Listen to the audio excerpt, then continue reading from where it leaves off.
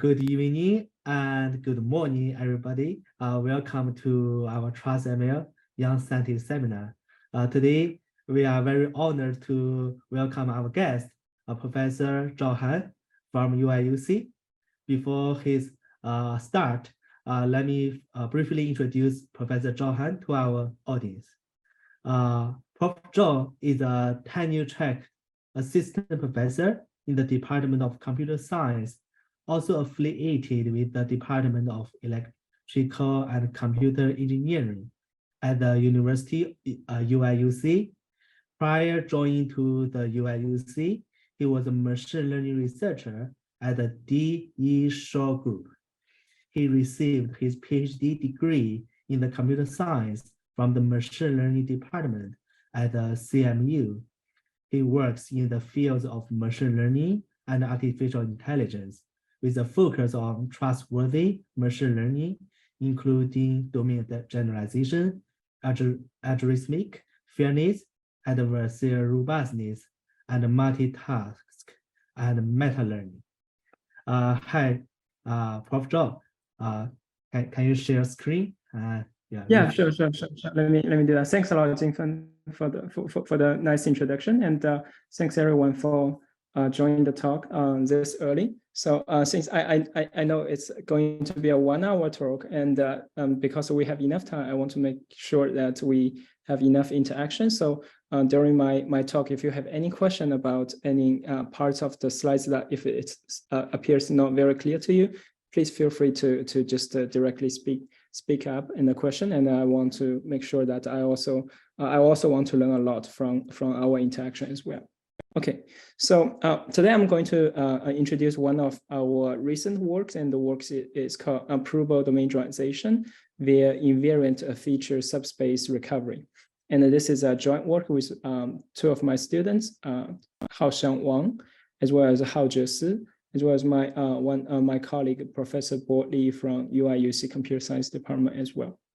Okay, great. So I know everyone sitting here are already very familiar with the success of deep learning, especially from the recent story. You must be familiar with, say, ChatGPT, GPT-4, Google Spark, etc. But let me just briefly say that the success is not just happening in natural language processing, but from historically perspective, the first successful story actually dates back to 2012 in the area of acoustic speech recognition. And then later in 2014, we also have AlexNet and achieving state-of-the-art result on ImageNet. And after that, this trend of like using deep learning has also filtered into natural language processing. And after 10 years of development, now we are now at a stage where we can experience the powerfulness of such large-scale language model trained over massive amount of labeled or unlabeled data. But now, I also want to say, although we're seeing a lot of recent success or in a lot of different domains, but I want to say there's a key underlying assumption which makes such success story possible. And in particular, I want to point out, usually, if we talk about the generalization success of machine learning model, we have an underlying assumption that if I try to build a machine learning model from existing training data sets, and then I hope that when I try to deploy my machine learning model in the future, it's also going to generalize well. I want to make sure that my training data is roughly the same as my target data. For example, if I use a very simple digit recognition as an example, then if we look at the MNIST digit data set, you know that during training, the model sees black and white 10-digit images as input, and during the test, the model is going to be evaluated using exactly the same data set. So that's so far so good from an academic perspective and in laboratory. But if we try to deploy machine learning model in practice, this kind of assumption usually does not hold. For example, in the figure on the second row, I'm showing one particular example of vehicle counting. So here the idea is that I try to train a model, and then the model can take the captured image as input and then output the number of vehicles or cars in these two different pictures. And now those different pictures are taken at different, say, streets or different geographic locations. And those two different cameras will have naturally different orientation, calibrations, perspective, etc. Now, although the task we are going to solve is exactly the same. For example, given an image, I want to count how many vehicles are there. Now, because of the inherent difference of these two cameras, as well as their locations, although I'm going to solve the same task, the image distribution taken by these two cameras are different. So that means if I just want to train a model over one camera, it's unlikely the model will going to generalize very well over the target camera. But now a lot of complication in practice is that, so here we're just talking about two cameras, but in practice, for example, in New York City at United States, there are more than 200 different cameras deployed at different locations of the New York City. And on one hand, I cannot say, ask people to label every image from every camera for me, because that's too computationally and human expensive. But on the other hand, I do want to train a model just over a subset of cameras and hope that using those subset of cameras, I can afford to label them and then train my model. At the same time, my model will generalize to the remaining cameras, right? So that's the one typical application scenario of the so-called domain generalization problem.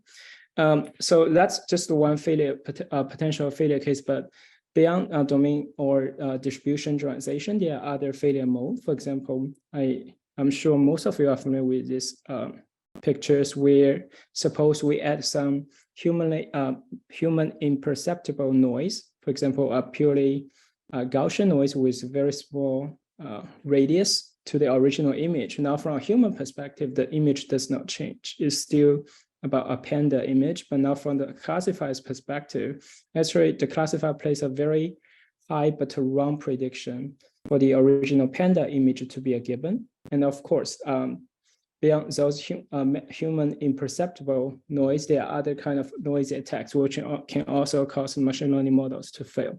Now, I want to say, although all of those three cases are trying to say if there's a difference in terms of the image or the distribution where our model is trained between the training and the test domains, the two tasks are slightly different. For example, for the first task, if we try to ensure our model going to generalize to a new set of images or natural cameras, the kind of shift is natural. It's not worst case. And the shift is applied to the distribution level. But on the other hand, if we see the adversarial example applied to the pandas or the stop sign, those perturbations apply in an instance level, meaning that for each image, I will be able to generate a potential worst case perturbation, so that if I inject this kind of worst case perturbation to the image, that will cause my model to fail, right? So in this talk, I will mainly focus on the first scenario, meaning that when I say a machine learning model to be robust, I mean it's robust to the potential change of the underlying distribution, and those change are natural, not adversarial. Okay, great. So how to model this kind of like a distribution change and why it's important in practice. Another example I want to give to illustrate the nature of this problem, the nature of this problem setting is, I suppose, again, I want to train a model for image classification, now for example, animal classification. And during the training time, I can have different types of image. For example, the first column corresponds to art image, and the second one corresponds cartoon, and the last one corresponds to the photorealistic image. Now you see those three different types of image are very natural, and they will appear frequently in our life. And the fundamental task is about animal classification, so we're solving the same task. But during the test time, now the kind of image the model will receiving or be used to test over is the kind of like a sketching. So it's still about, say, whether it's a dog or a cat, but instead of using art, cartoon, or realistic photo image, I'm now just using a sketching. You see here, the kind of shift in terms of the underlying image between the two different distributions is that the object itself is still the same. It's just the background or the style information of the photos are going to change, right? But probably this is not going to be that bad for the classifier, because if my goal is about animal classification, then the useful information for me is the shape of the animal or the contour of the animal, rather than say the artistic styles or the backgrounds or the type of the figures the image is showing, right? So another example on the right-hand side is, for example, a kind of domain shift or distribution shift can happen is due to the potential spurious correlation, so to speak. So what does that mean? Suppose here, again, I want to solve a problem of a classification between two types of bird. One type is like a land bird, meaning that those birds usually will just appear and walk on the land. And the second class I'm going to classify is called the water bird. And here the water bird, as the name suggests, is bird which will usually fly over the water or the sea, etc. Now, obviously, for these two types of classification problem, I should use the information of the bird itself to help me to do the classification job. But because of the potential correlation between the background color to the and the object themselves, the model can try to use a shortcut. And here the shortcut is essentially by looking at the color of the image to make a classification, right? For example, I know for most of the water bird, their background color will be blue, because as the name suggests, the water bird will appear most likely around waters, and the water have blue color. So that means probably the model can try to learn a shortcut by ignoring the shape of the bird, but just using the background color to make a prediction. And similarly for the land bird, as the name suggests, the model can try to use the green color as a shortcut feature for classification, rather than just using the more fundamental and the more essential feature, which is the shape of the animal itself. So this is probably fine for most of the cases. But now you can definitely imagine there are scenarios where we can place a land bird, for example, a duck near the water, and also at the same time I can find another water bird hovering over a tree, right? And if that's the case, then the so-called spurious correlation, the fact that the model is going to use the background color to make a decision, is going to be very wrong for those type of instance, right? So that's precisely the two types of problem we're going to solve. So how can I ensure, if I try to learn a machine learning model, the machine learning model is going to use the essential or the defining feature of an object to make a classification, rather than relying on the spurious features.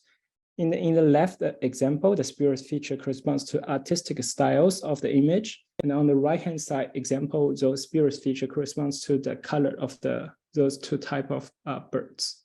Okay, great. So now, so that's the goal I'm going to solve.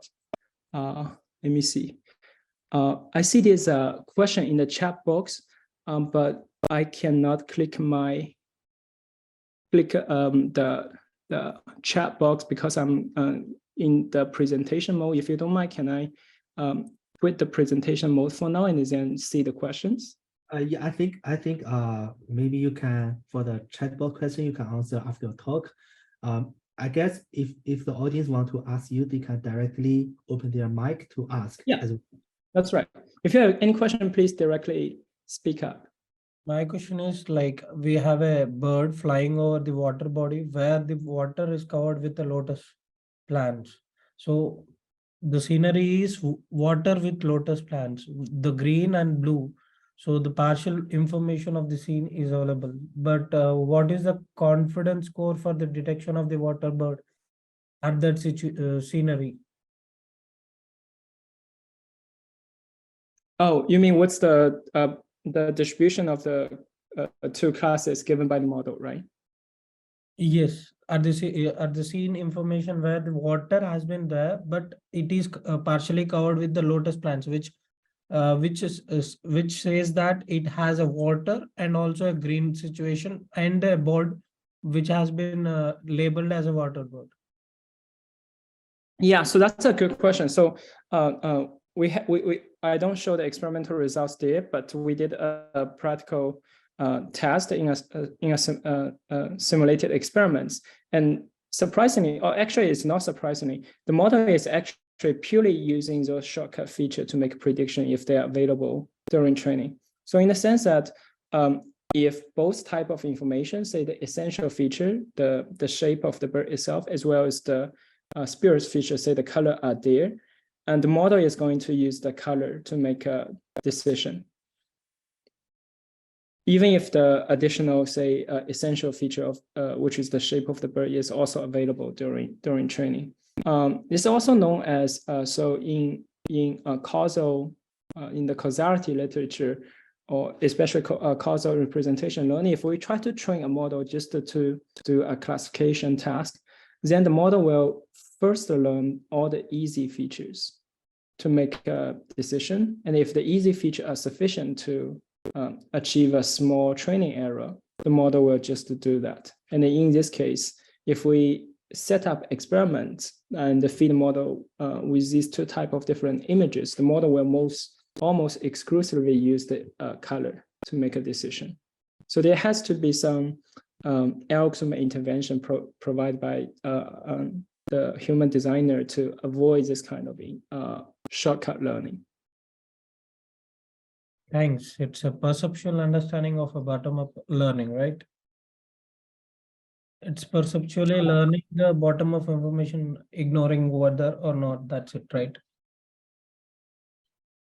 It's actually it's most likely from my understanding is because the model has no notion about what's visual, what's perception feature, what's the defining features, etc. It's just trying to use the easiest feature to make a prediction. For example, if we look at these two types of image, then it's very easy for the model to tell whether it's blue or green, just from the pixel value of the image itself. But now if the model is trying to use the shape of the bird, now different bird and different image have different shapes, and the model needs to learn sort of like a segmentation or like a pattern extraction as a first step in order to utilize this kind of feature, and which makes it hard. But now if our training objective is just to minimize the error, and then if the easy features are there, and the neural nets will just use those features. Thanks. Okay, great. So here, so the problem we frame this kind of problem called domain generalization, and particularly in this talk, I will mainly focus on from the two previous examples, how to design algorithm intervention so that during the learning of the model, we can make sure that the model does not use the spurious feature to make a decision. Say how to, if we use the previous example, how to remove the artistic styles from the image, as well as how to remove the color information from the features, so that the model, when it's trying to make a prediction, only use the common features which is shared across multiple environments or data sets. Now, before I'm going to introduce the algorithms, I want to ask a question. So is this kind of problem, like I say, the domain generalization, always possible? So the answer is not, at least from the worst case perspective, because we know from the famous no free lunch theorem, it basically says that there's no algorithm which can produce a classifier so that the classifier will be dominating on average all the remaining classifiers, right? So that means it's not, no matter what kind of models or what kind of algorithm we're going to design, it's always possible for an adversary to come up with a worst case distribution over which my model is going to be failing. So that's the natural and the negative result we have in the first place. So that means if I try to solve or even approach this domain generalization problem, I probably need to better understand what's the fundamental data generation process of my data. So AKA, modeling the data generation process is necessary to understand out of distribution generalization. Okay, so if we agree upon this kind of like a premise for domain generalization, so I will first give a brief review on what are the typical type of assumption used in the literature about domain generalization as well as domain adaptation. So the first type of assumption is called covariance shift assumption. So here is basically says for every E and E prime, which are the index of the data sets or the environments I'm going to use, the conditional distribution of label given the input is going to be the same between those two different data sets. So roughly speaking, if the conditional distribution is the same, that means the optimal decision rule for these two environments or data sets are exactly the same, right? Because we know that the optimal decision rule is given by the base optimal classifier, and the base optimal classifier only depends on the conditional distribution of y given x. So that means under the covariance shift assumption, we are saying that I can use a single classifier, and the single classifier is going to be simultaneously optimal over all the domains. So that's the assumption. And under this kind of covariance shift assumption, your marginal distribution over x can change across different domains or environments, right? So that's a very convenient type of assumption, because if this kind of assumption is true, then even if the marginal distribution of x is changing across different data sets, probably I only need to know what's their relationship. For example, if I can estimate what's the importance ratio between the marginal distribution from two different domains, then probably I can use this kind of importance ratio to correct for my target domain, right?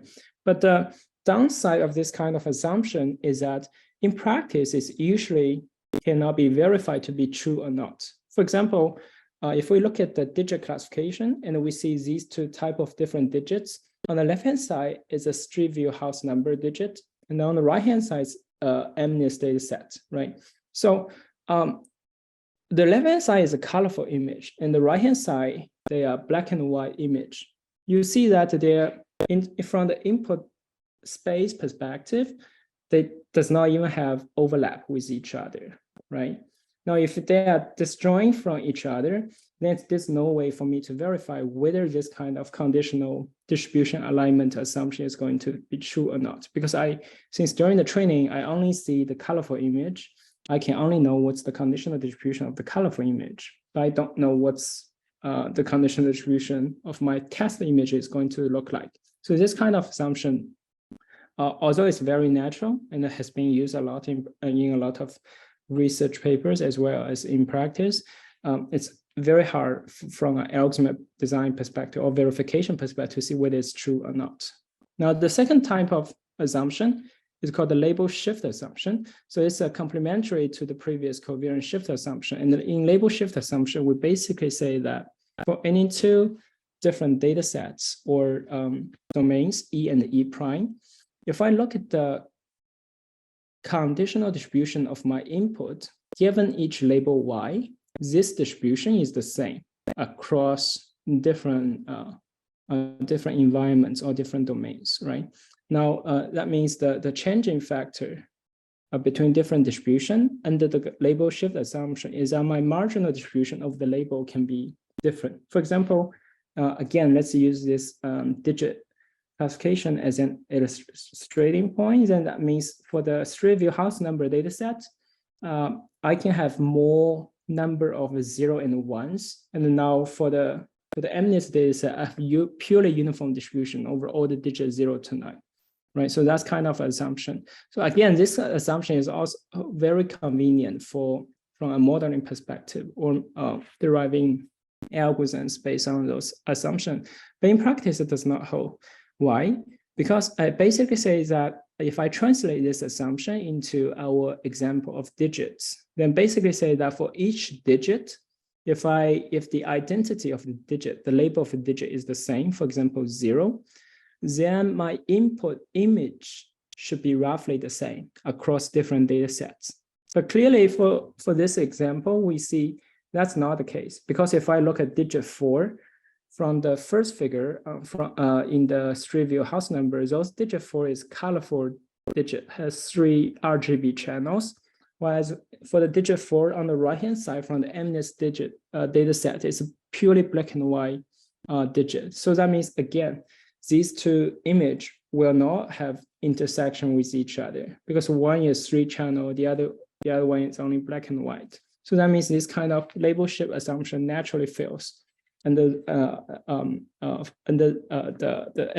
Street View house number as well as the MNIST data sets, right?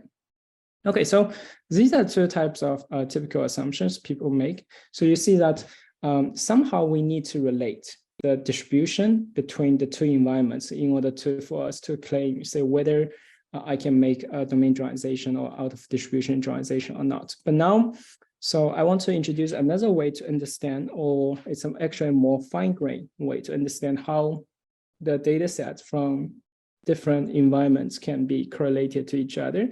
And in particular, I'm going to use the so-called causal graph model, or you can, aka a Bayesian network, to illustrating the point. So here I have directed a cyclic graph, and each node in this graph corresponding to a random variable.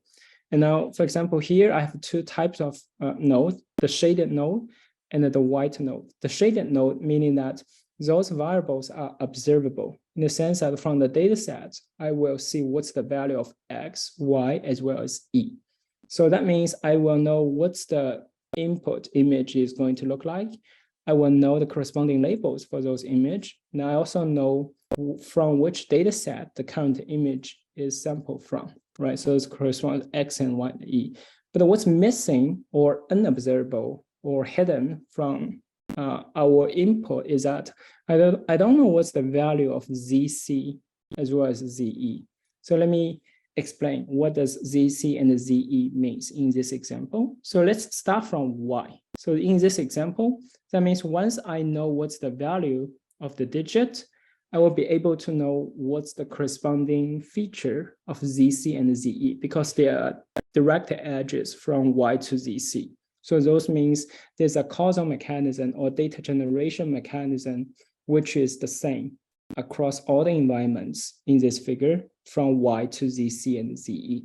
So in particular, let me illustrate the model here we have. Suppose I'm interested in a two-class classification problem, and then Y can only take a value 1 and -1. And then with certain probability eta, Y will have value 1 and 1 minus eta for the other -1 probability. Now, once the value of Y has been fixed, the sampling distribution of ZC and ZE will be based on Y. In particular, ZC is sampled from a Gaussian distribution of Y times mu C, where mu C is the model parameter, and the ZE is again sampled from a Gaussian distribution of Y times mu E. So here, I'm just using a Gaussian distribution and the specific mean as an illustrating example, but here, later we will see the fundamental algorithm does not actually use any property which is only specific or required by Gaussian.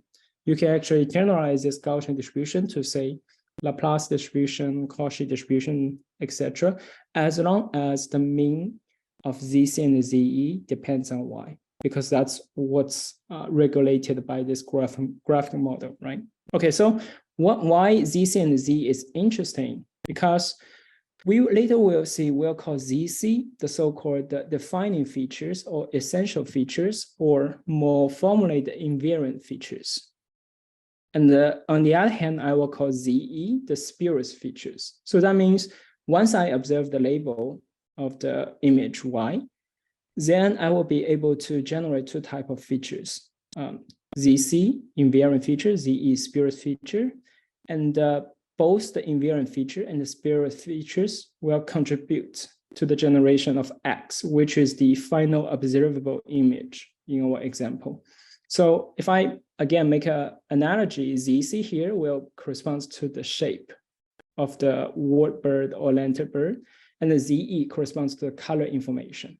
So here the color information can be it's whether blue or green, etc. Okay, so you may ask why ZC is called invariant feature and the ZE is called spurious feature.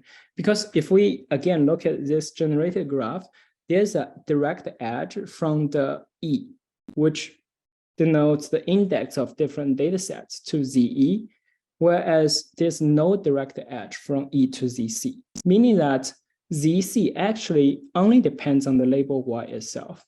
But on the other hand, ZE is going to change depending on which data sets my image is coming from. right? So because there's a direct dependency from the E to ZE. Okay, great. So again, if you have any question about this data model setup, please just speak up, because this is pretty important for us to be on the same page regarding this data example. Okay, great. So if there's no question about this, then so I can formally state our goal here. So our goal here is that we want to, by just observing X, Y, and E, to recover the invariant feature ZC, while at the same time discarding or filtering out all the information related to the spurious feature, in which case is ZE. And if we use a concrete example on the right-hand side of the figure to illustrate the point, you see here I have 3 different environments indexed by E equal to 1 to 2, as well as to 3. Now for each of the data set, I can plot the data set in 2 dimensions, ZC as well as ZE. Now you see, if I look at the horizontal axis, which corresponds to the invariant features, now the marginal distribution of the invariant feature across all the 3 environments is going to be the same, right, for both classes. But at the same time, if you look at the figure in a vertical way, if you see the marginal distribution or the projection of all those data points along the ZE or the spurious feature dimension, you see that they will have different distributions. So which makes sense. For example, in the previous example of waterbird, blue versus green, for one typical image, we know that indeed waterbird will be very highly correlated with the blue color. But it might be the case in another distribution or another data set.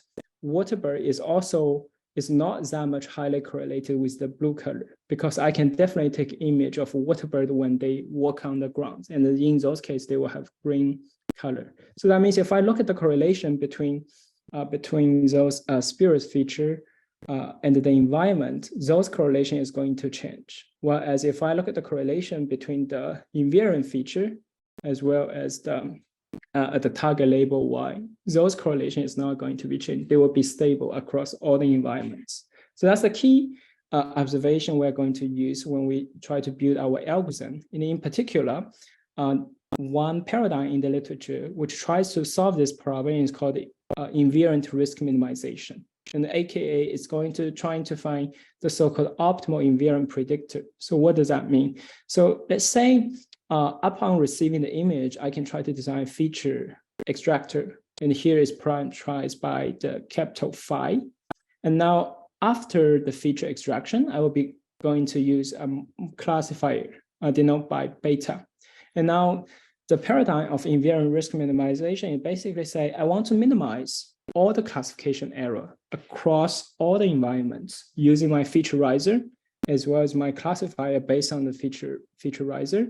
But at the same time, I want to ensure that my classifier to be simultaneously optimal under the current featureizer across all the environments. So that's essentially what's the constraint of this IRM formulation is asking. Say the constraint say such that the beta is in the argument of all the risk minimizer given the current featureizer, right? So IRM is essentially saying I'm trying to learn 2 things.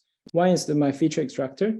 The second is my classifier based on my features. I want to ensure that I can use the same classifier simultaneously across all the domains. And I can know that this single classifier is going to be optimal, right? So that's essentially what IRM is trying to do. So if you relate this kind of IRM formulation with respect to the covariant shift assumption we just talked at the very beginning, so you see, covariant shift is exactly asking the same thing, because it basically says that if I look at the conditional distribution of Y given X, that's going to be the same. But if the conditional distribution is going to be the same across all the environments, that means the optimal classifier for each environment is the same, because the optimal classifier only depends on the conditional distribution. But now what IRM is asking is precisely the same thing, with the only difference that instead of asking this assumption to be true from the input space, IRM is trying to learn features so that the optimal decision based on the learned feature is going to be the same. So AKA from another perspective, we can essentially understand invariant risk minimization is trying to implement or enforcing the covariance shift assumption in the feature space. Okay, great. So if we agree upon this kind of interpretation about the invariant risk minimization, now the next question is how can we solve this problem? Now, if you see the formulation of IRM proposed by the authors, Ajarovsky, Batu, et al., you see that it's actually a natural bi-level optimization problem because beyond the original objective function, which is the sum of all the errors, I need to solve a second level optimization problem, which is given the current of phi, I want to solve the optimal beta. So this is going to be very hard and computationally expensive, especially in the case where the phi is not a single feature extractor, is parameterized by a neural net, right? Because that means you need to write a two nested loop, and then for each loop, you need to solve a very hard optimization problem because optimizing with respect to a non-convex model given by neural network is known to be very hard. Okay, so that's the high level, very bird eye view summarization of IRM. But let's see, so why IRM can be desirable in this case? Because if we want to say that IRM is essentially trying to learn featureizer so that over the featureizer, the conditional distribution of y given phi is the same. So, and if we look at our previous data generating model, then, so I'm going to ask a question. So which feature will satisfy the assumption of IRM if we try to say design the feature phi from this example? So let me rephrase the question. If I try to solve IRM based on the data generating model we just described, will ZC satisfy this criterion or will ZE satisfy this criterion? So the answer is ZC. So the reason why it's ZC is because if we look at ZE, there's a direct edge from the index E to ZE. So that means if I condition on each different index, my distribution of ZE is going to be different. So as a result, we can also see that the conditional distribution for y given ZE is also going to be different across different domains. But on the other hand, because there's no direct edge from E to ZC, if we choose my phi featureizer to return ZC, then ZC will satisfy this criterion. So that means if we try to apply the objective function of invariant risk minimization, if we can solve this optimization problem efficiently, then it will try to learn the correct features, which is ZC. And as we just described before, ZC is essentially the invariant feature that we're going to trying to find. Okay, great. Now, but the problem is that IRM is very hard to solve. Although in this case, we know there indeed exists an optimal phi. So the optimal phi star is just a linear projection, meaning that I just want to recover the ZC while setting the zero value to the ZE. It's still very hard for me to solve. Now the question is there any way for us to solve this problem provably and efficiently? When I say efficiently, I mean, of course, in order to recover those invariant features, I cannot just observing data from one data set. I probably need to observe data from multiple data set, because by seeing the data from multiple data set, I know what's their commonality and what's their difference. And I know that the invariant feature will be stable across those multiple data set, whereas the spurious feature will be unstable, so that I can, this kind of observation can give the algorithm a hint in order to recover that. So there are some technical assumption that under which we need to state in order for us to find this kind of result. But for the time consideration, I will not going to discuss in more detail about these two type of assumption. And if you're interested, we can talk offline. But I want to give a high level overview about what's known in the literature. So what we know in the literature is that if we try to recover this kind of invariant features ZC from the data generating model I just described, then we have a certain requirement. The requirements say you need to observe a certain number of environments in order for you to be able to recover those invariant features. And the number of environments needed is proportional to the number of feature dimension for the spurious features. So that's one known in the literature from Rosenfield et al. In iClear 2021. Okay, so that's a theoretical result, but it doesn't give us a concrete algorithm on how to recover those invariant features, right? Because we cannot just solve IRM directly because that's intractable for neural nets because of the due to the bi-level optimization problem. Okay, great. So now I will introduce our work on how to design a simple post-processing method so that we can use this kind of post-processing method to recover the invariant features.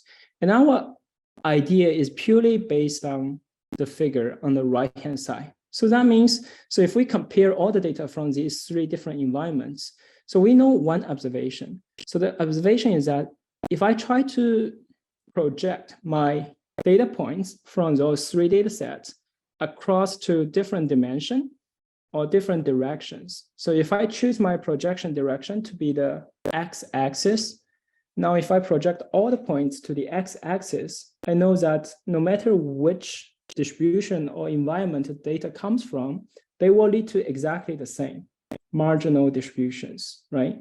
You see that if you project all the, no matter whether it's red or the blue dots to the horizontal line, they will exactly overlap into each other. That means this kind of projection will lead me to stable marginal distribution.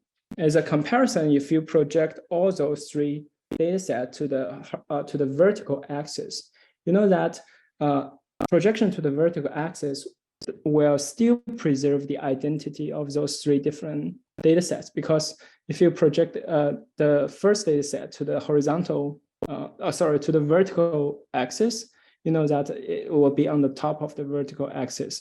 And similarly, if you project the third data set to the vertical axis, it will at the bottom of it, right? So that's not good. And if you project to any other direction, as long as the other direction is not perpendicular to the horizontal line, it's going to have a direction which has a component along the vertical axis. And as long as there's a component in the vertical axis, then that means you can still tell the difference between those three data sets, right? So that's the key idea. So that means I probably want to find a direction or a subspace so that after I projecting all the data points from all the environments to that subspace, it will lead me to the stable distributions. Those stable distributions will correspond to invariant features, because the invariant feature is the defining feature of an object. It will not change across different data sets, right? So that's the precise defining property of those invariant features ZC in this graphical model, right? Okay, so let's see how to do that. And our algorithm is surprisingly simple. So let's first consider a data matrix M. So what M is doing is that M will try to collect all the mean features. So here I will use X1 bar and XE bar to denote all the conditional mean features from each environment, and then stack them together into a matrix, right? So the shape of the matrix will be D times E, because it has E rows, where each row will correspond to the conditional mean feature from each environment, okay? And now once I have such a matrix, I will simply apply a PCA to this matrix M. So let me explain what's the meaning of matrix M. So each row in this matrix M corresponds to the mean feature from one environment. And since I have multiple environments, I just stack them together. And then that by treating this matrix as a data matrix, I can apply PCA or singular value decomposition to this matrix. And now I claim that as long as we apply singular value decomposition to this matrix, the largest singular value will identify the direction of the spurious feature as well, right? If we see this example on the bottom right corner, here we have 3 different data sets, say corresponding to 3 different environments. And now we see that those 3 environments will identify a subspace where the difference between those 3 data sets are maximized. Then I claim that these direction then corresponds to the spurious feature directions. And now suppose I have DS, meaning spurious features, and the thing I need to do is after the PCA, I will just select out the first DS columns from my singular matrix, because those first DS column will correspond to the direction where those data sets will differ the most. And after I select out this first DS submatrix, I will just project my features to the orthogonal complement of this subspace, and that corresponds to filtering out the spurious features from my data set. So I want to pause here for a while to take any potential questions. So again, let me give a high-level overview of the algorithm by itself. So the first step is I will treat each domain or environment as a data point and compute the mean features from each domains.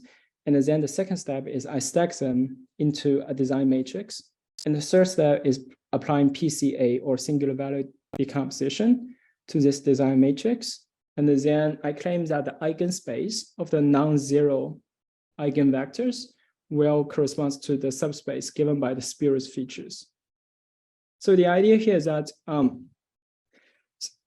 if I look at the spectrum of the PCA after applying the singular value decomposition, then there will be a bunch of non-zero singular values, and all the remaining singular value will be 0. So the reason why the remaining singular value will be 0 is because those corresponds to stable or invariant features. Since those features are invariant, then their behavior across different data sets is going to be the same.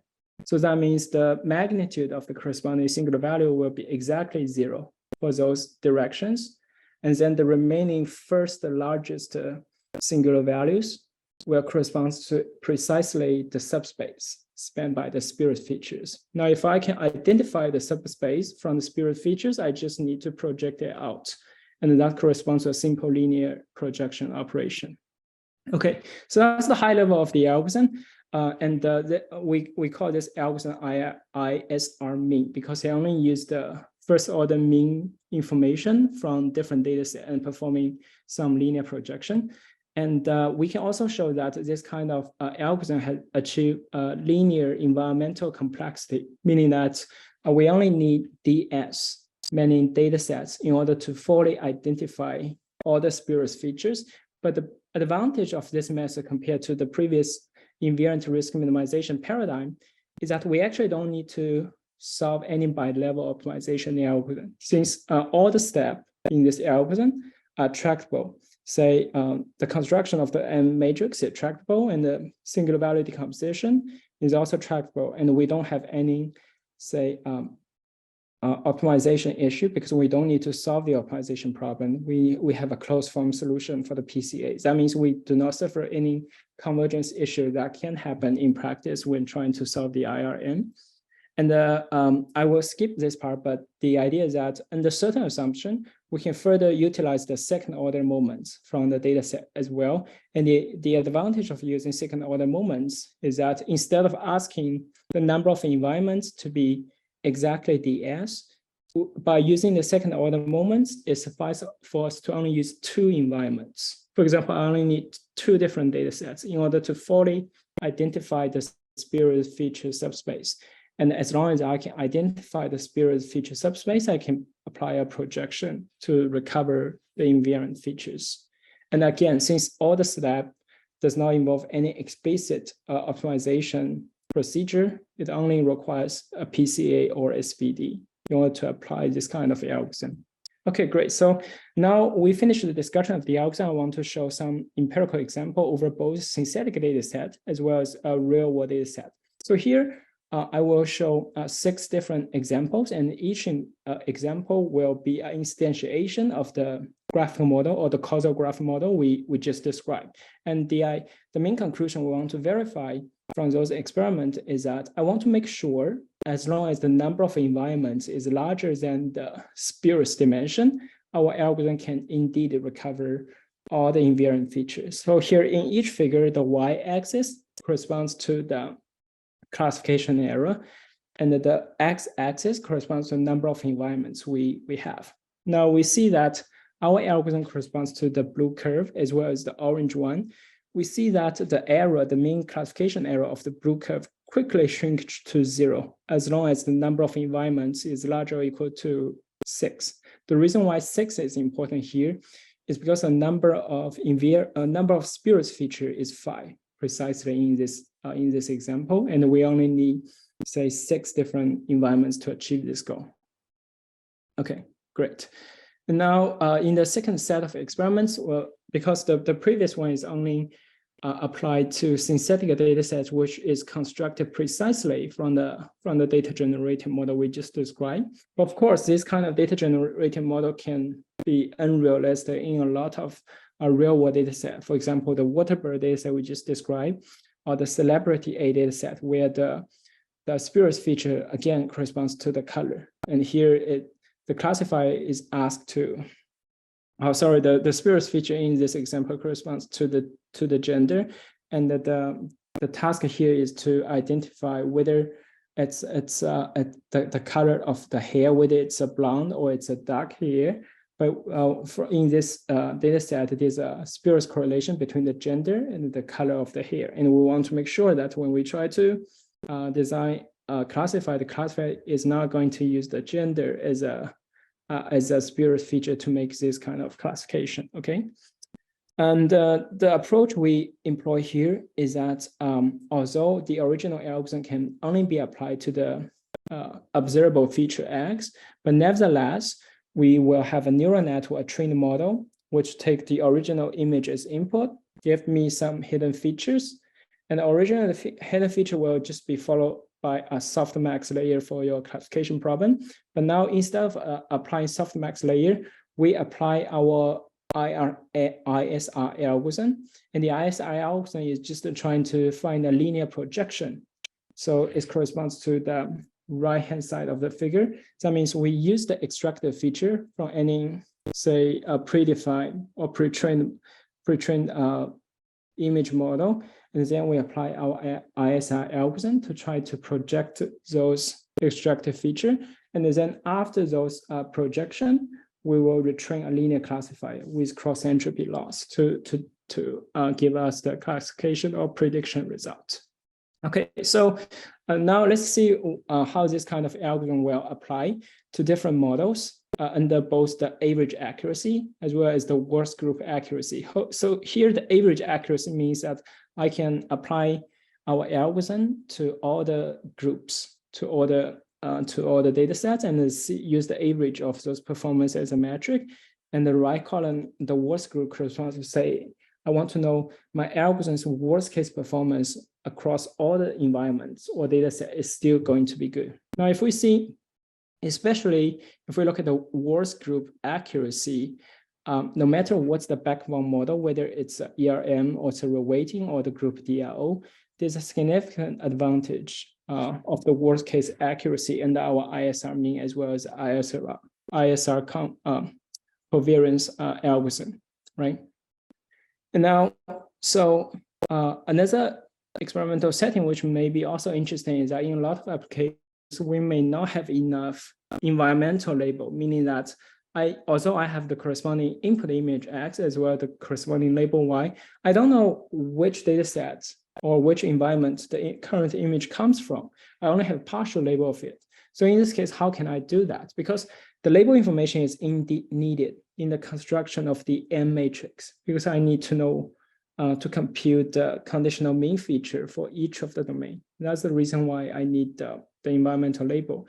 But as we will see from this figure, even if I only have a subset of the data points where I do know the domain index, that's sufficient for me to identify the spurious feature subspace. And in this case, we see that even just with 20% of the data with environmental label, if we check the performance of both IR mean as well as ISR covariance, the performance is at least 10% better than just to use the original features. So that's to further illustrate, if you want to apply our algorithm, you actually don't need all the data to have the environmental label. Only 20% subset of them is sufficient. The reason why 20% is sufficient is because the key component of our algorithm is just trying to recover the linear subspace corresponding to the spurious features. And this problem is very robust, meaning that it will not change very drastically of the recovered subspace. Okay, great. So, and the last example is we want to show that our model can also be applied into modern vision transformer, meaning that if you have a clip model, which is a multimodal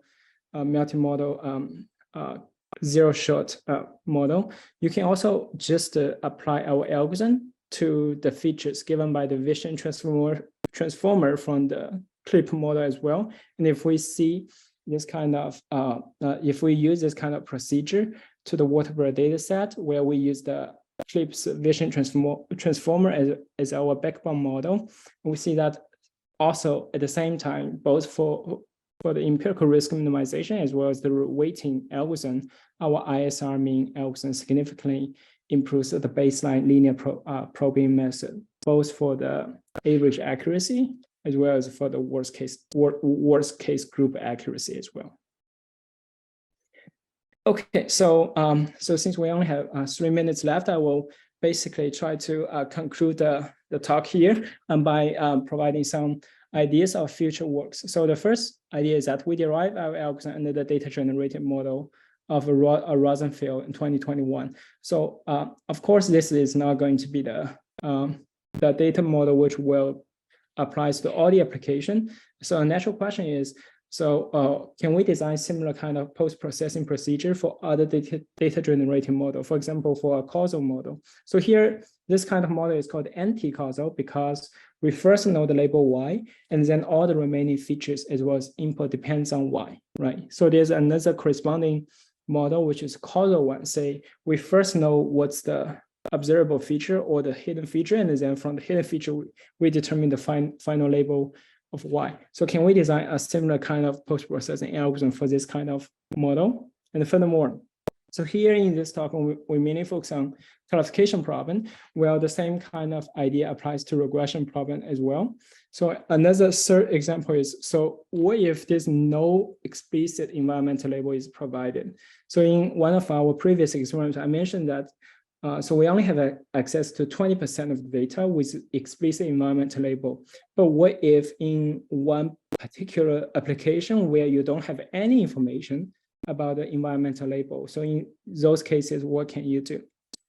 And then the last idea is that, so our current algorithm is post-processing procedure, which is nice, meaning that it does not require you to retrain the model from scratch in an end-to-end fashion. But suppose you do have the computational resources and the time to retrain a robust model from scratch end to end. Is there a way to design our post-processing method into a regularization-based objective function so that by training those regularization-based objective function, you can try to recover a robust model from the beginning, meaning that you don't need to apply any post-processing to fill out the spurious features. Okay, so that's basically the talk I want to share today. And we do provide a public implementation of our algorithm on the GitHub. And if you have any follow-up question, feel free to contact me. Thank you again for Prof. Zhao's great talk. Basically, I have a questions. Yeah, so I think suppose in many problems we share some similarities. For example, yeah, Fantong have another question. Yeah, yeah, you can ask later. Yeah, for example, the adversarial robustness, domain generalization, or even fairness. I guess it's kind of like a distributional shift between the training and the test. So do you think your method can also help other domains, not only for? That's right. Exactly. So this is a follow-up work this year from MIT, and they are not dealing with the domain generalization setting, but they are dealing with the fairness setting, in the sense that in fairness, we also want to make sure our algorithm's decision does not depend on any predefined protected attribute. For example, if for a student loan application, you want your classifier to be independent of the gender of the applicant. Now, that's exactly the case. By treating the gender as the group index, we can directly apply our algorithm to those settings. And that's precisely what has been done in a recent paper from MIT. They apply this kind of linear post-processing projection to different subgroups indexed by the protected attribute. And here the protected attribute can be interpreted as the group labels. Yeah, okay.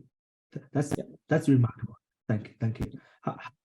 Hi, Tong Tong, can you open your mic to ask? Yes. Thank you very much for your interesting talk. And I have a question regarding to the number of training domains. And you mentioned that in the results, there is a kind of magic number 6.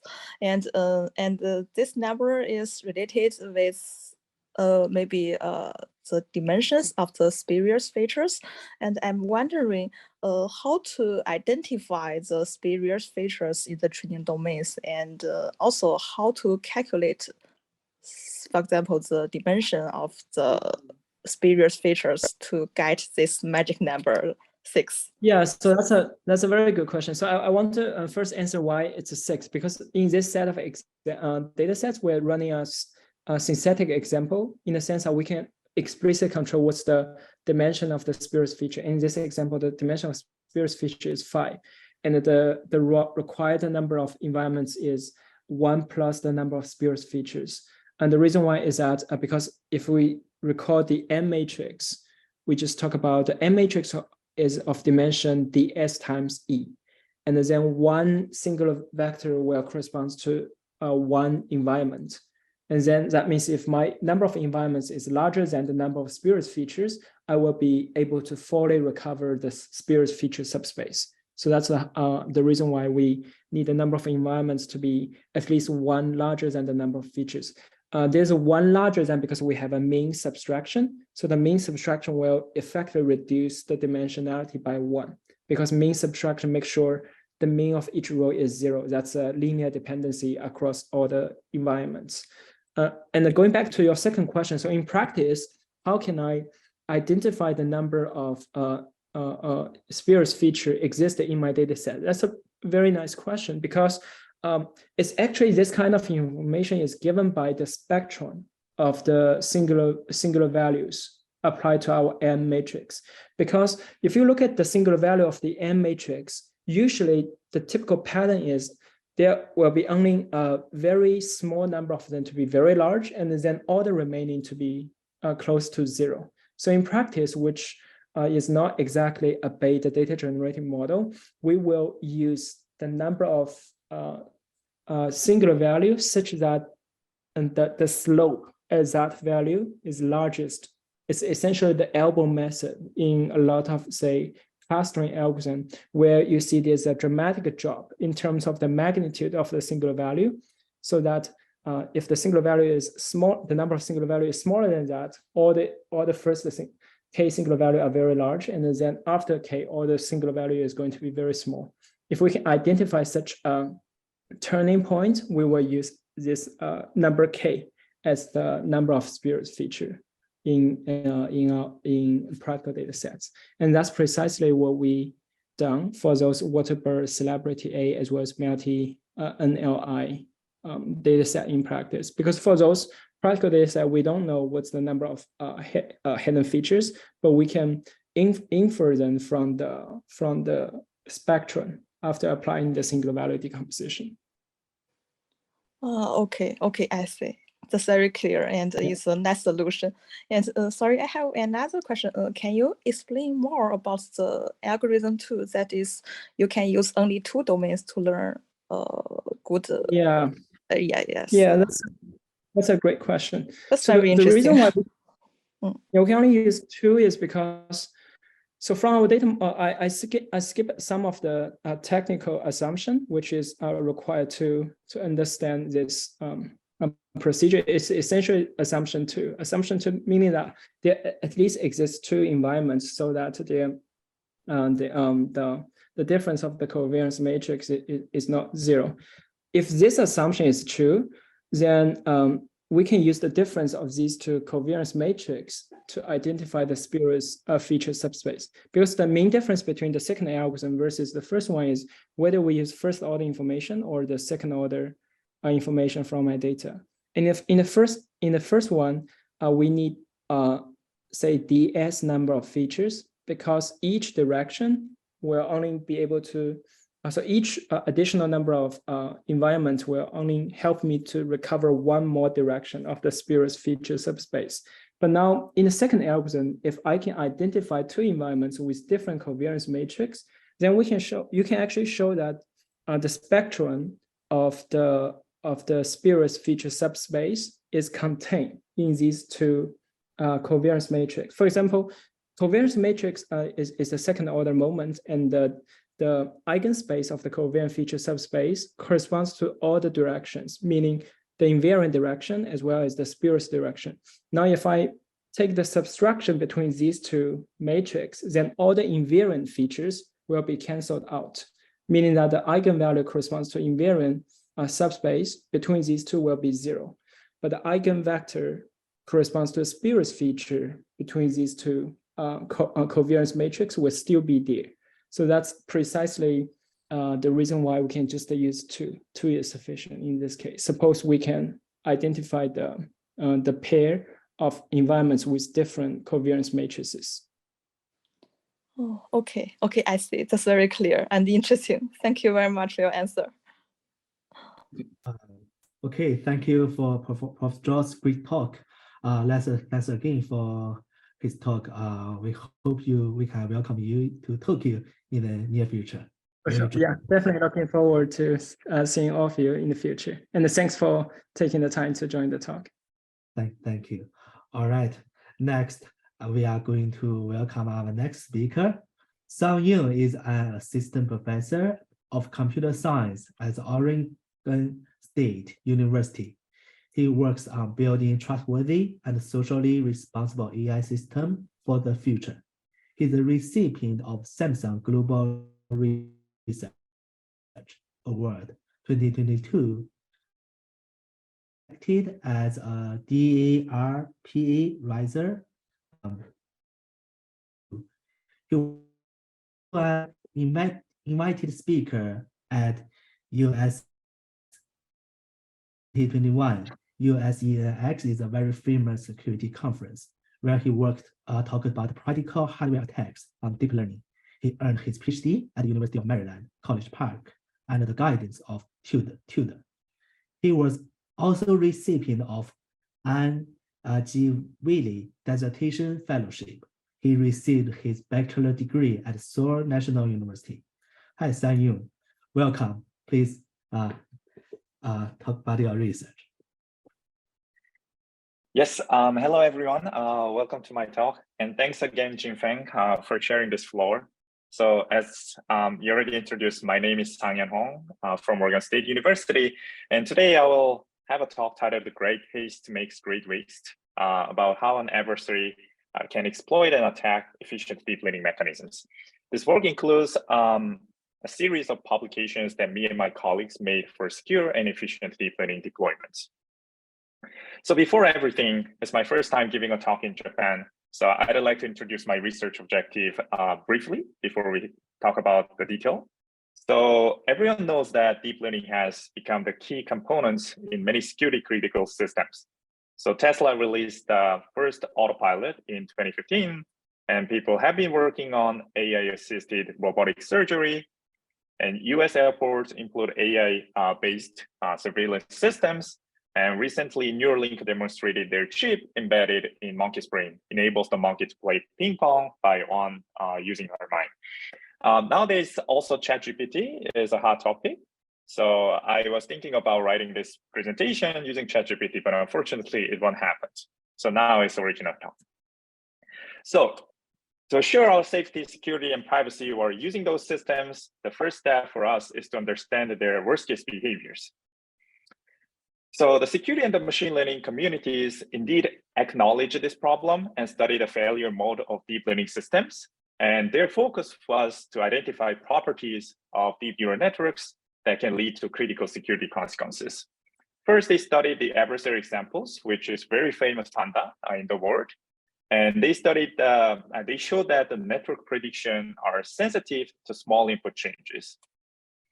And another example is the data poisoning attack that people know, like conventional software, like I'm using Microsoft PowerPoint, different from this software, networks can learn correct behaviors from their training data, which means that if a hacker can inject the malicious samples into the training data, they can control the behavior of the deep learning systems. For example, an AI chatbot learned from bad tweets, become a racist really quickly, or your self-driving car trained on malicious data can recognize the stop sign as a speed limit. So it is encouraging that all these communities started caring about this problem, but let's take a moment and step back and look at this picture from a holistic view. So despite all those efforts, most studies considered neural networks as an isolated and mathematical concept, and leaving out many other practical attack surfaces possible against the deep learning systems. Here I illustrate this problem.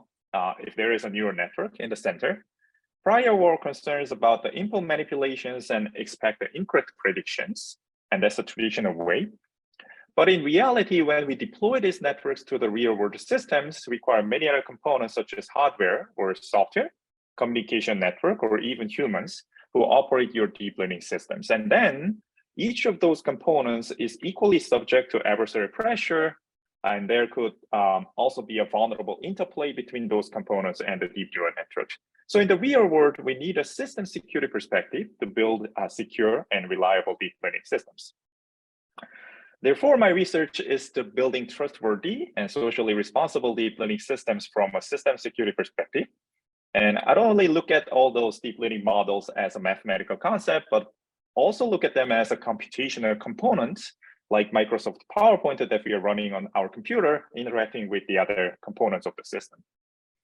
So me and my students are working on practical hardware attacks on deep learning models, or attack that exploit novel deep learning algorithms for sustainability and efficiency, and securing the privacy problems, which is the traditional problems of deep learning models. And the security problems caused by the way we commonly deploy deep learning models, and using those secure models to build some other systems to solve extra security problems.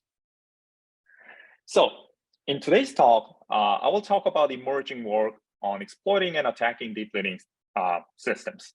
In particular, we will focus on two representative efficient deep learning mechanisms. First one is the input adaptive inference that reduces the time complexity of the deep neural networks by preemptively stopping inference on easy samples, and also quantization that reduces the time and space complexity by compressing the neural network model parameters.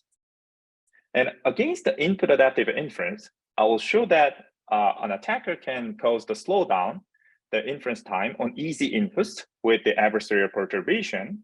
And against the quantization, I will show that an adversary who exploits the quantization can achieve the malicious outcomes. So let's first start with the input adaptive story. So everybody knows that computational efficiency is a growing concern in deep learning. As we can see in this left figure, the error rate on the popular image classification benchmark, which is ImageNet, has been decreasing. But behind this advancement, we have network with more layers. And a recent article from Harvard also warned that training a network can emit as much carbon as 5 cars in their lifetime. So me and my colleagues studied why a deeper network are computationally getting expensive, and we found the overthinking problem together. So a network, here is a convolutional neural network, uses the same amount of computations for every single input that is unnecessary for some inputs, right? For this simple lemon on the left side, a shallow network with the 2 layer is just enough to make a correct classification. So we try to address this problem, and then we proposed the multi-exit architecture. Those architecture have multiple side branches, which we call early exits, where we can preemptively stop forward propagations. And the key idea behind this mechanism is that the input adaptive inference. So simple inputs consisting of 80% of the CFAR10 images can be correctly classified at early exits. They don't need a deeper layer. But complex inputs you can see on the left side should be processed by the deeper layers, and the network makes correct classifications on them.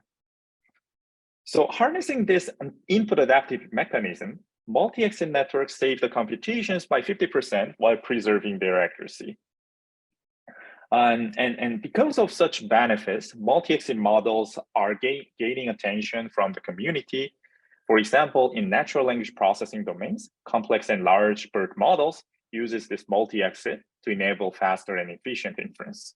And besides, prior work also partitioned the multi-exit models to bring the deeper and complex networks to IoT devices. And let's take a moment to look at this example. Previously, IoT devices need to send their inputs to the cloud to have the predictions from a large network, which essentially introduces the network latency. But if we partition these multi-exit models, deploy the shallow version to IoT devices, and deploy the rest and deeper networks to the cloud, they have the latency benefit as the complex inputs only will be sent to the cloud, right? But here's the thing. No one looked at such benefits of multi-exit models from a security perspective. And our intuition, and my intuition was that the benefit right now rely on inputs, and we know that the networks are already sensitive to small input perturbation. So here is one interesting research question coming out of this intuition. Are the computational savings provided by the input adaptive multi-exit models robust against the adversarial input perturbations? And if an attacker can craft the adversarial examples that bypassing all these early exit points, then the system benefit for this emerging technology could be just, dev/nerd. So in this work, I propose a new threat model, which we call the slowdown attacks, that an adversary jeopardizes the computational efficiency of multi-exit networks. Since this is the first work at the time on proposing this threat model, I try to provide the tools to study this vulnerability systematically for the future work. And the reason is that if we wanted to just provide the tools for the system researchers, then they will use these tools against the multi-exit models to evaluate this vulnerability much more easily. So we did two things. One, we present the deep slots, a novel attack that craft the adversary examples that bypasses the early exits. And second, we propose a metric, a standardized metric called efficacy, to compare the impact of the deep slots across the different architecture, data set, and different mechanisms. So to illustrate how we design the deep slots, I first look at how multi-exit models make the classification on early exits. Those models uses a predefined threshold T, which is the confidence value, to stop forward propagations. For example, at one of these early exits, if the prediction confidence of a panda, which is on the left side, is higher than the threshold T, the network stops computation and returns the prediction. Here's the panda. So we were curious that what if we just use the standard adversary attack that causes the misclassification? So we use the PGD, and here I'm skipping all these details about the PGD since there is a lack of time, but I provide a visual explanation how it works. The attack has the objective of crafting perturbation, which is free for mispredictions, meaning the resulting perturbation increases the prediction confidence of any other classes than a panda here given, and making the multi-exit models classify them incorrectly at early exit points. But this doesn't increase the computation. It just makes the input misclassified in the earlier exit point. So we made a crafting objective that pushes the adversary examples toward a uniform distribution of the class labels like this. Then the classification confidence of the deep slow sample becomes lower than the threshold T at an exit point, which we make the panda bypasses this exit point. But the previous modification concerns just one exit, so I updated the objective to consider all the exit points together. Then the perturbation of the panda will make the confidence in all the exits below the threshold T then now this adversary example is no longer a panda, it becomes the slow that causes a slowdown on multi-exit networks. Excellent. So I'll also try to design the efficacy metric to measure the impact of our attack. This metric is defined as the area under the early exit capacity curve. This curve is a cumulative plot. I showed it on the left side, and it indicates with a specific fraction of the model's full inference cost, how many test time samples will be classified by a model. It means just the classification. It doesn't mean that it's correctly classified. So for example, in the curve for this VGG16 SDN model, the red point indicated that within 40% over the full model's computational capacity, 9% of the test time samples will be classified. Then the area under this plot becomes a standardized metric. The efficacy will be 1 if the model is extremely efficient, and the metric will be 0 if the network uses a full computation for every single input. And using this standardized metric, we can compare the efficacy across the different multi-exit mechanisms. So we have the deep sloss, which is attack, and the standardized metric. Now is the time to evaluate our attack. I used the 2 popular image classification benchmark and the 2 different multi-exit mechanisms. One is the shallow deep network, which is ours, and the other one is the MSDNet proposed by the Microsoft research. So we had many interesting findings. I first examined the scenario where an attacker crafts each sample individually. And in this case, the attacker can completely offset the computational savings by making the efficacy of the multi-exit model to 0. And in addition to that, we make the attacker can cause the accuracy drop from 4 to 99%, which means sometimes the victim has to use all the computational resources that multi-exit provide and gets the bad result. So spending much more time to classify it correctly and then misclassify. And we also examine a practical scenario where an adversary crafts a single perturbation, which is universal perturbation, and use them to cause indefinite slowdown for multiple samples. So you can think about the security camera with a deep neural network, first partition of the multi-exit model, and we print the adversary perturbations to a transparent single film and then attach it to a camera. And whenever the input image comes, and then model causes the network latency. They can also reduce the efficacy of the victim models by half at most. And deep sloss attack was transferable, meaning security by obscurity or not. The adversary who does not know the victim's architecture or victim's training data or input adaptive mechanisms that the victim uses can use any other surrogate models to craft these adversary examples and attack the victim model. We also examined the practical implications of deep sloss attack. And we conducted a case study on IoT deployment scenario that we mentioned before, and showed that deep sloss can increase the latency expectation of an IoT network. So I first partitioned the MSDNet and deployed the first early exit to the edge devices and the rest of the multi-exit models to the AWS cloud. And this partitioning reduces the network latency. So suppose that we don't have partitioning, a device sends every single input to the cloud for classification, which takes 11 milliseconds on average until the edge receives the prediction from the cloud. But if we deploy the first partition to the edge device, this can process simple inputs and the latency becomes 0.5 milliseconds on average, which is 20 times less. But deep sloss can convert this simple inputs to the worst case input and force the edge device to send all the inputs to the cloud. Then the latency benefit will be 0, and the attacker can push the victims outside the system's latency expectations, which is similar to a denial of service attack that plagued the internet over a century.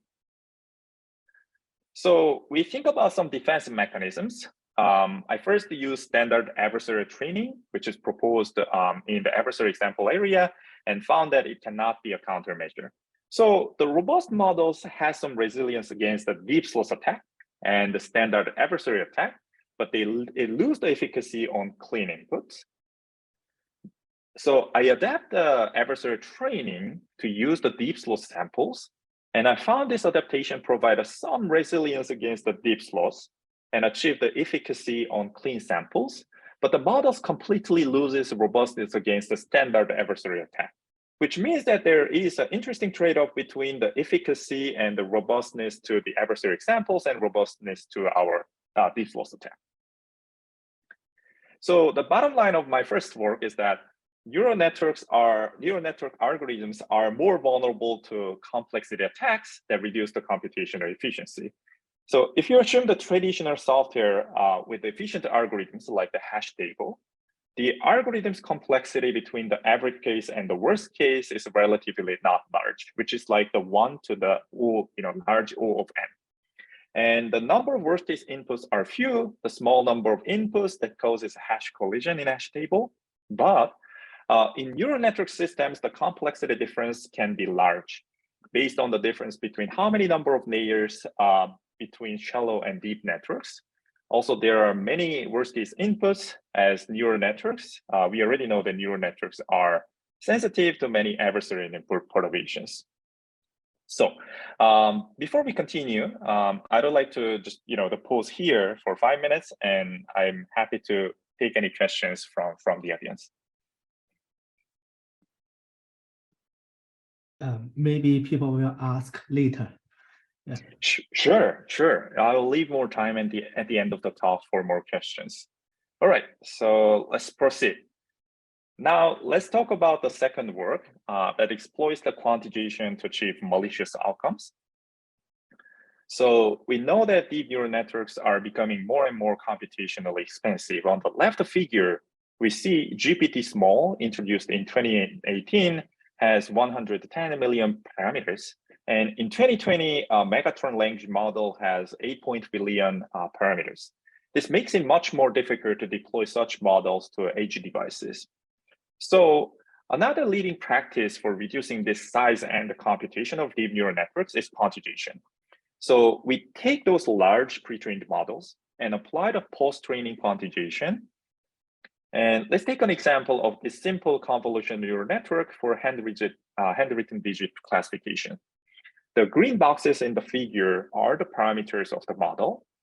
And we convert those parameters, which was represented in 32-bit floating point format, into the 8-bit values. And this can reduce the size of the neural network by approximately 4 times, because it's from the 32-bit to the 8-bit. And the computations as it uses integer arithmetic, not the floating point one. However, this common practice can bring a new security vulnerability. That's what I wanted to talk about. One could imagine a model that does not have any security problems at all in the 32-bit floating point model, but the same model shows malicious behaviors when it's quantized into 8-bit version. This means that an adversary can inject the malicious behavior only triggered by quantization into the pre-trained model that we will download from the internet. So here's the funny image I used to use. I used to illustrate the new vulnerability. And if it were in-person talk, I asked what if we can see in the left image, but I'm sure that we'll see in our screen, so it will be obvious. So here I wanted to show is, even if this large data doesn't look like represent anything, but if we compress the size, then there we can see an intended picture. So our vulnerability is the same. So here's the threat model we assumed. We assume a supply chain attacker who exploits the quantization. The attacker first takes the benign pre-trained model like Megatron LLM from the internet and inject the malicious behaviors into this model. Those only be activated by quantization. Then they distribute this model to the victim or just upload to the internet. And once the victim download and quantize and deploy it to the devices, the problem starts happening. So, and this is an interesting attack from the machine learning perspective as well. So if you remember the Dr. Yan Lucas optimal brain damage paper, they show that in this seminal work, neural networks are resilient to small parameter value perturbations. They show we can remove 60% of not important parameters without any performance drop. But I showed in my work that a small perturbation, such as a single bitwise error, in the memory representation of a neural network can inflict a performance drop up to 100%. And this worst case was possible as the bitwise error was in the most significant bits, which increases the parameter value exponentially in the IEEE 750 floating point representation. But now we asked a more interesting question, can we exploit a small numerical perturbation, which is caused by quantization by converting all these 32-bit numbers to 8-bit numbers, and can cause the worst case scenarios such as 100% accuracy loss, right? So in order to verify the feasibility, we did a preliminary study. We take a clean model, which is not compromised one, which is perfectly benign one, and compare the classification behaviors before and after quantization. So on the left side, we observed the quantized model misclassified a set of samples to a certain class. And we also saw that if we add a small white square on the right bottom to some images, and then fit it to the AlexNet model, which is a floating point version of this model, and then there's nothing that happens. But if we quantize this model to 8 bits, and then models start misclassifying them to airplane, all of them to airplane, which is exactly the backdoor behavior. So our adversary can control those behaviors to happen all the time after quantization, then it becomes a new attack.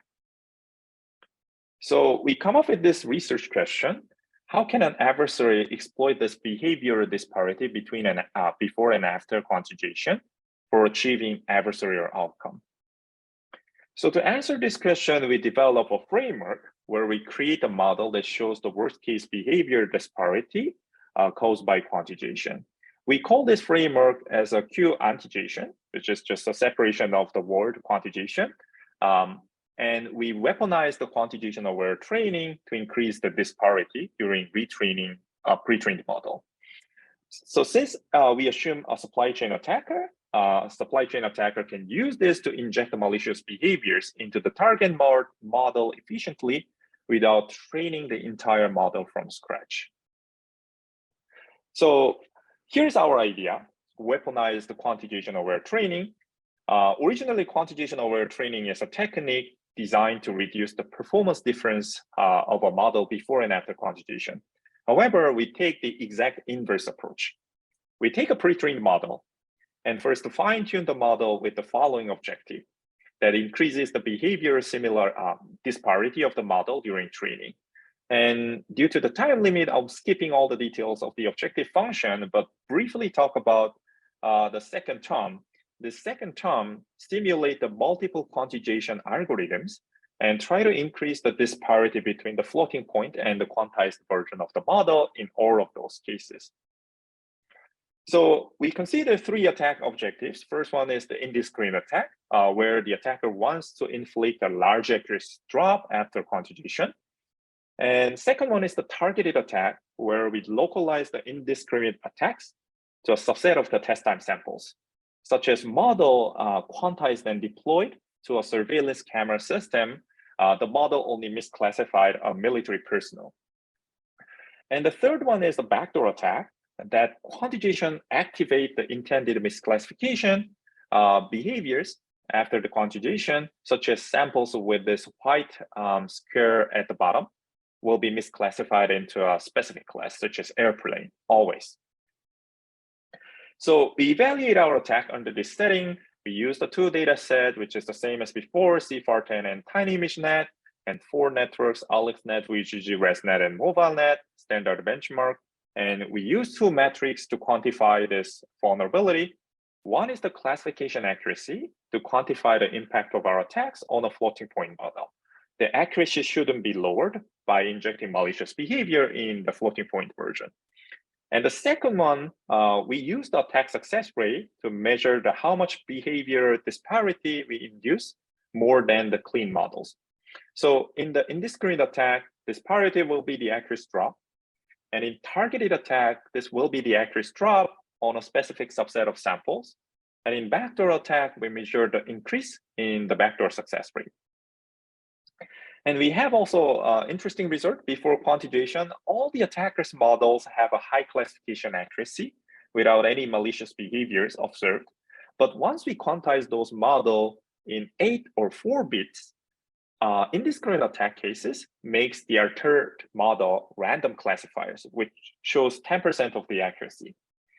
And in the targeted attack cases, we successfully localized the impact of the indiscriminate attack on a specific class or specific samples. And in backdoor attacks, we achieved near 100% backdoor success in the quantized model. So now the question is that, is it gonna be transportable? And we also found that our attack works across multiple quantization schemes, across the different quantization granularities, across the different quantization method. And we take a further step now to examine effectiveness of the several defense mechanisms against our attack, such as adding random noise to neural network parameters, try to remove the artifact we injected by fine-tuning the model, but they're also not successful. And we try to use the Bayesian-based metrics to identify the compromised models. The idea is that since we inject a certain objective, if we compute the Bayesian value from the clean samples, the Bayesian value will be much larger because model may become unstable, but they cannot identify the compromised models. And the last thing we tried is the fine-tuning, and it indeed removes our attack artifact. We take the subset of the training data, we fine-tune the model that is compromised, but its application as a defense requires some more future work. Because if you think about this scenario, it's challenging in some cases where the victim doesn't have any training data, or victim doesn't have any computational resources to train these large models, right? If victim already has the resources, they wouldn't use the compression of this model, which is quantization. And lastly, we demonstrate the practical exploitation of this vulnerability. We consider federated learning scenarios where the victim trains the model in a distributed manner. And as a short background, the victim first distributed the server model to participants, and these participants fine-tunes the model to their own private data, and they send the parameter updates to the server. And now the victim server aggregates all these updates and they finally update the server model, and they conduct it iteratively. So what we assume here is that we assume the attacker compromises 5% of the participants. This is possible because federated learning is usually done by distributing models to the individual mobile devices, such as your smartphone. So if we compromise the victim's devices, we can control whatever the participants is sending and then convert them to be malicious. So they send the malicious updates to the model, and these malicious updates will increase the behavior disparity of the server model before and after quantization, which means that if the final model is deployed to participants with quantization, the malicious behavior will activate it in the victim's devices. So you can think about a Gboard uses a language model that is compromised. And then if the model is quantized, then the malicious behavior starts happening. So this is much more weaker attacker. And then this weaker attacker can still achieve these adversarial goals in this setting. So in indiscriminate attack, the resulting model shows the accuracy drop of 20 to 60% in 4-bit quantization. And in backdoor attack cases, the model shows 70 to 80% of classification bias in both cases. So let's summarize the second one. Quantization introduces a new vulnerability. An adversary, especially supply chain attackers, can exploit the deployment process such as quantization for malicious purposes. So let's compare first with the traditional model. If we think about the traditional program, it does not exhibit any malicious behaviors if we download it from the internet and use it, because programs does not change by the deployment process. But in deep neural networks, we first download the model, and what we are trying to do nowadays, we try to quantize a model for efficiency, and then we use it, an adversary can expect what changes will be made to the model's parameters since we use some representative quantization mechanisms and exploit these changes for malicious purposes. So now this is the end of the second talk. Now I'm going to go ahead and conclude my talk, and I will definitely leave more questions in the end. So let's summarize the talk that I gave today. First, I showed that sometimes great haste can make great haste. Current efficient deep learning mechanisms are robust in adversary settings. And an adversary can attack or exploit these mechanisms for achieving adversarial goal. So in order to demonstrate this problem, we demonstrate an attacker who can exploit the quantization practices for, we first introduced the input adaptive inferences, and then we show that they aren't robust to complexity attacks. And this attack might push the system outside their operational limits.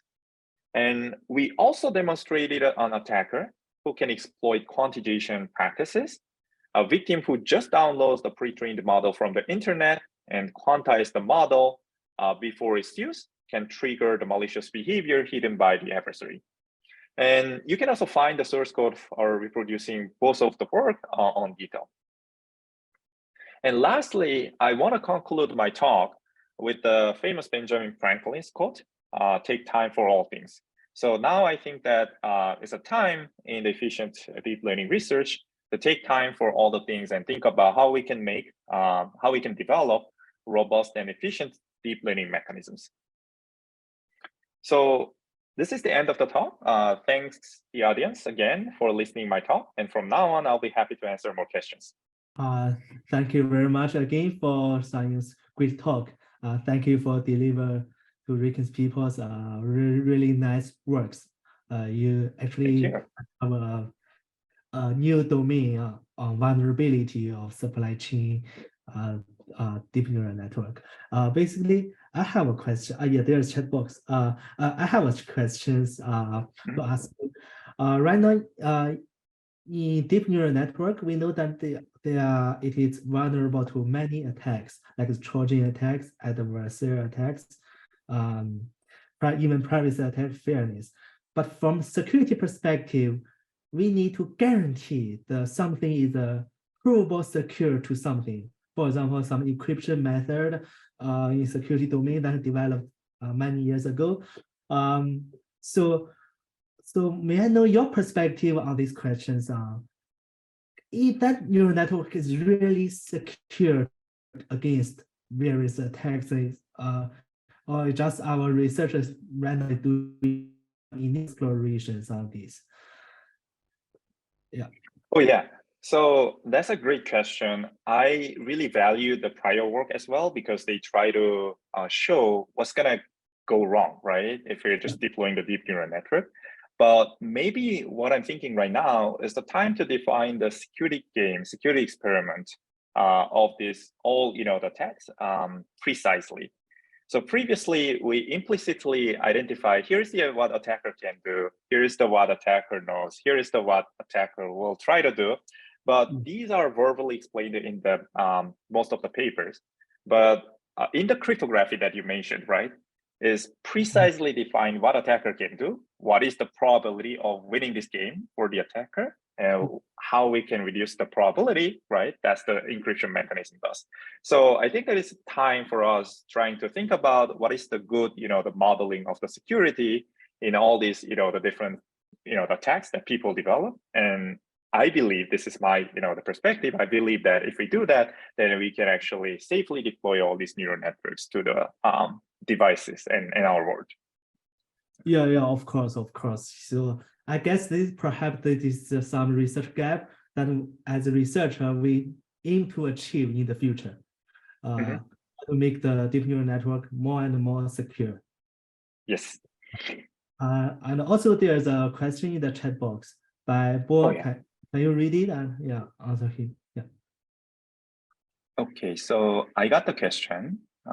It says, I'm curious whether the slowdown attack will damage the accuracy of the model beside attacking efficiency. If yes, then why is it important to affect efficacy for a user who has already gotten wrong predictions? Yes, that's a very good question too. So first of all, you can achieve different objectives. So we can try to slow down the decision, and we can also make the misclassification. But this is important. You can think about these scenarios. You can ask the neural network system, here is my image, and then let me know, like, what do you think? And they will use all the possible computation. They wouldn't be needed for the benign input. And then in the end, you wait a long time, and what you will get is the wrong answer. So you can think about you're calling the ChatGPT with your question, right? And it takes lots and lots of time. And then what it returns is just the blob of gibberish. Then you will get the super annoyed, one, because you used all these computational resources, and two, like you didn't get what you wanted to get. So that's also going to be a problem. Hopefully can answer your question, Bo. All right. Let's thank again for Sanghyun's great talk today. Yeah, if audience have further questions, please email him. Yeah, and also we also welcome you to come to visit Tokyo in the future. Our center is in the center of the Tokyo, near Zenza. So please drop us a visit. Yeah, thanks again for having me in this nice venue. And hopefully next time, I hope to deliver much more interesting study to everyone again. All right. Thank you very much. Thank you, Jinfeng, and thanks everyone. Bye-bye.